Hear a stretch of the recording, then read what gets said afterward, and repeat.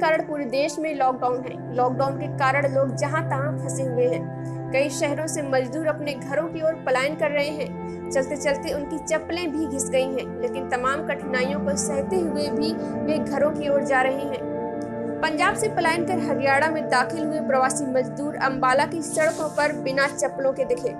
किसी की चप्पलें घिस गईं तो पुलिस के खदेड़ने के बाद कुछ मजदूरों की चप्पलें टूट गईं। इसके बावजूद भी उन्होंने हार नहीं मानी और पानी की बोतलों को पैरों में बांधकर उसी को ही चप्पल बना लिया और मंजिल की ओर चल पड़े।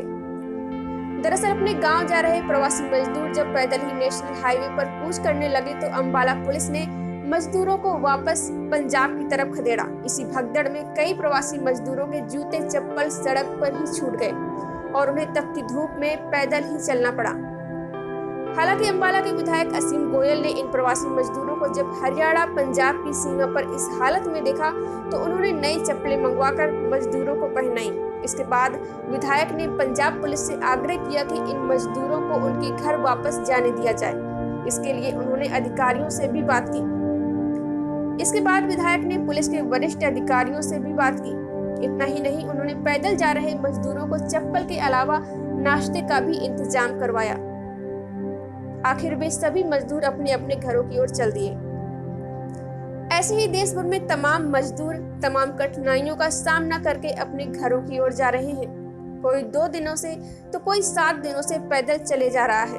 कोई उत्तर प्रदेश, बिहार तो कोई राजस्थान और हरियाणा जैसे राज्यों में अपने जिलों की ओर निकल पड़ा है। नेशनल हाईवे पर चलते हुए मजदूर तपती धूप में ही चलने को मजबूर। कई राज्यों ने अपने मजदूरों को वापस लाने के लिए कुछ जगहों से ट्रेन की व्यवस्था भी कर दी है, लेकिन कई जगहों पर मजदूर अभी भी फंसे हुए हैं। यही कारण है कि वे पैदल ही अपने घरों की ओर चल पड़े हैं।